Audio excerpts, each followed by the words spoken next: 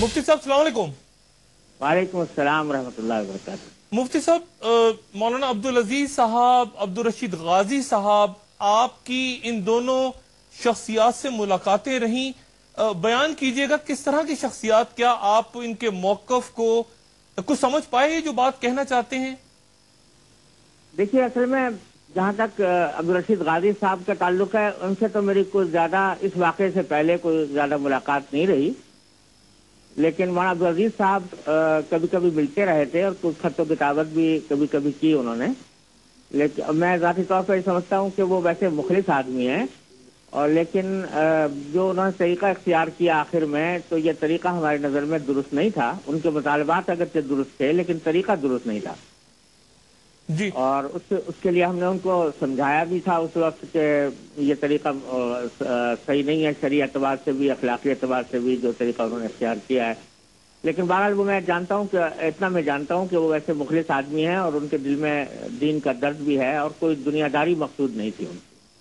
तो मुफ्ती साहब, फिर जब आपने उन्हें कायल करने की कोशिश की तो क्यों उनका ये गैर लचकदार मौक़िफ़ क्यों सामने आपसे, आप कायल नहीं कर पाए उनको, या वो आपकी बात नहीं किसी और की बात सुनते थे? क्या आपने क्या महसूस किया जब आपके राब्ते रहे इनसे? तो बस मैं तो ये कुछ समझा कि वो उनके ऊपर एक गैर मामूली किस्म का जज्बा तारी हो गया है और उसमें वो जो इंसान के सोचने समझने की पूरी सलाहियत होती है, वो उस जज्बे में मगलूब हो गई है।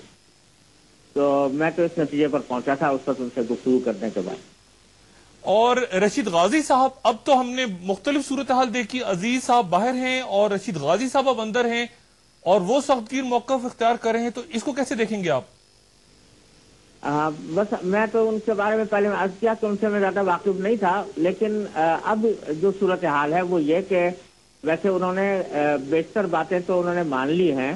मसलन ये कि वो हथियार फेंकने को भी तैयार हैं और अपने मस्जिद और मदरसे को छोड़ने को भी तैयार हैं, लाइब्रेरी को छोड़ने को भी तैयार हैं।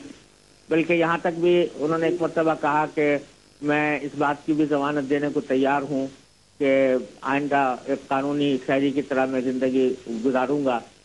अलबत्ता अब मसला जो अटका हुआ है वो सिर्फ यह है कि वो ये चाहते हैं कि उनको एक सेफ पैसेज मिल जाए और वो सेफ पैसेज के जरिए वो बाहर आएँ, और गवर्नमेंट इस बात को नहीं मान रही अभी तक।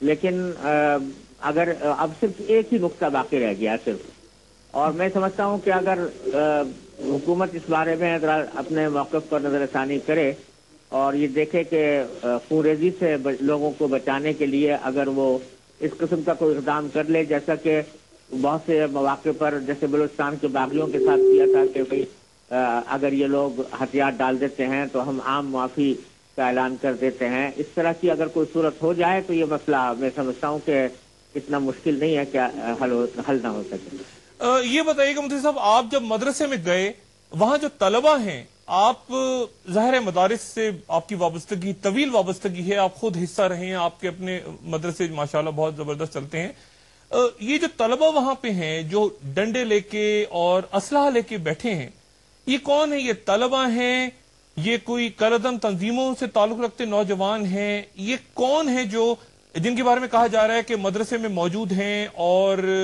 चैलेंज कर रहे हैं? ये कौन, इनको कैसे डिस्क्राइब करेंगे आप? मैं जहाँ तक जानता हूँ, एक तो मदरसे के कुछ तलबा हैं जो अब्दुल अजीज साहब और उनके ज़ेर तरबियत रहे हैं और उन्हीं ने उनकी ज़हनसाज़ी भी की है। कुछ तो तलबा हैं और कुछ हो सकता है, मुझे मालूम नहीं कि बाहर के लोग हैं या नहीं, कोई अकलरम तंजीमों के लोग हैं या नहीं, मुझे इसके बारे में कोई वसूख से कोई बात मुझे मालूम नहीं है। लेकिन इतनी ज़रूर बात मालूम है कि उनके मदरसे के तलबा हैं ज़्यादा। अच्छा, ये बयान कीजिएगा मुफ्ती साहब कि आपको क्या लगता क्या है? अब आपने इनका जहन देखा रशीद गाजी साहब का। रशीद गाजी साहब ने गालिबन मदरसों से तालीम हासिल नहीं की, अगर मैं दुरुस्त कह रहा हूं तो। जी हाँ, सही बात। तो ये किस तरह से इस अंदाज में फिर सख्तगीर मौक़िफ़ जो इनका हुआ, क्या वो अब्दुल अजीज साहब के बाहर आ जाने के बाद जो मामला उनके साथ हुआ, उसके बाद कैसे आप देखते हैं रशीद गाजी साहब के मौक़िफ़ को इस वक्त?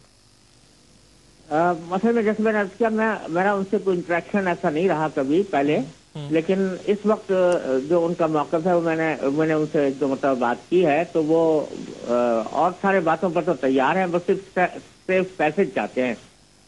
کہ सेफ एग्जिट उनको मिल जाए तो फिर वो और सारी बातें मानने को तैयार ये जो उलमा दरमियान में हैं इस वक्त भी कहीं मुसालिहत की कोशिश हो रही है, मुफाहमत की कोशिश हो रही है किसी जगह पे इस वक्त? क्या कुछ उलमा कुछ उलमा अभी तक कोशिश में हैं और आज वज़ीर आज़म से भी मिलने का प्रोग्राम था। मुझे नहीं मालूम उसके बाद क्या हुआ, मुलाकात हुई या नहीं हुई और उसके नतीजे में क्या बात तय पाई। आप किसी मुफाहमत मुज़ाकरात का हिस्सा हैं मुफ्ती साहब इस वक्त?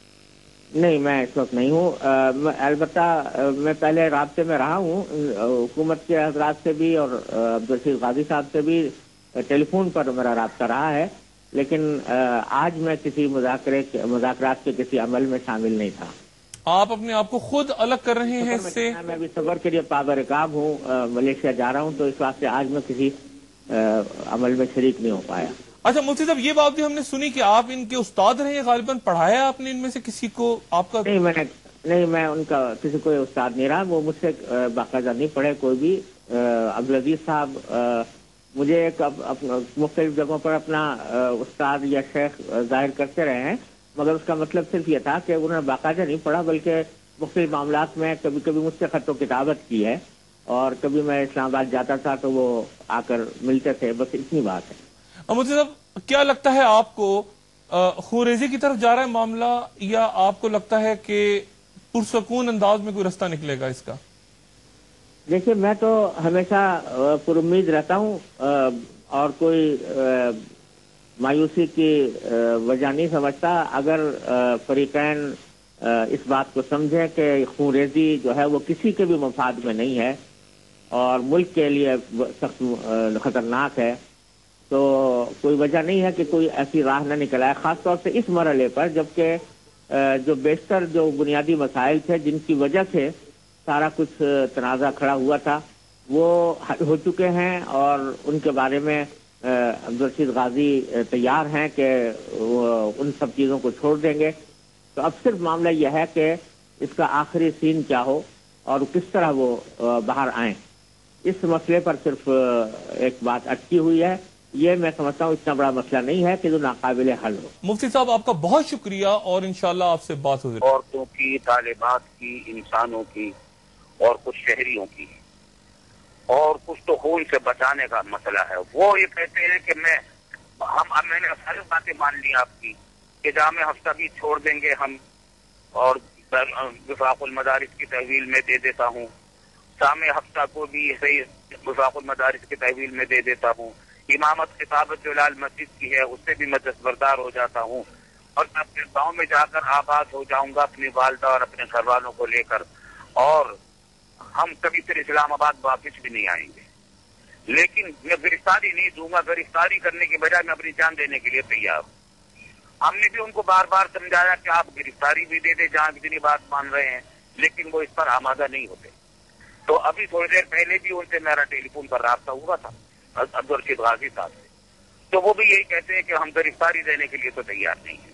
तो इस बिना पर हमने ये तजवीज रखी है हुकूमत के सामने कि हमारे पाकिस्तान में बारहा ऐसा हुआ है और होता रहा है कि बड़े बड़े मुजरिमों को, बड़े बड़े कातिलों को, बड़े बड़े बागियों को आम माफी दी गई ताकि वो हथियार डाल दें और मुकाबले से माजाराई को छोड़ दें। इसी तरीके से अब जो लोगों की जानों को बचाने के लिए और मुल्क जिस खाना जंगी की तरफ जा रहा है, आजाद कबाइल के जो हालात हैं और मुख्तलिफ शहरों में जो वाकयात पेश आ रहे हैं, ये खाना जंगी का इशारा दे रहे हैं। इससे मुल्क को बचाने के लिए इस तरह और माजी में मुआफी के ऐलान किए गए हैं, इनके साथ भी मुआफी का ऐलान कर दिया जाए और इनको महफूज रास्ता देकर इनको अपने गांव में पहुंचने की इजाजत दे दी जाए और इनको माफी कर दी जाए। अगर ये ऐसा हो जाएगा तो ये मसला मिनटों में इंशाअल्लाह उम्मीद है कि हल हो जाएगा। और अभी मैंने उनसे बात की थी, अब्दुल रशीद गाजी साहब को, उनका टेलीफोन आया था मेरे पास, तो वो कह रहे थे कि अगर ऐसा हो जाता है तो बिल्कुल ठीक है। बहुत बहुत शुक्रिया मुफ्ती रफी उस्मानी साहब आपका। और अब जियो स्पोर्ट्स।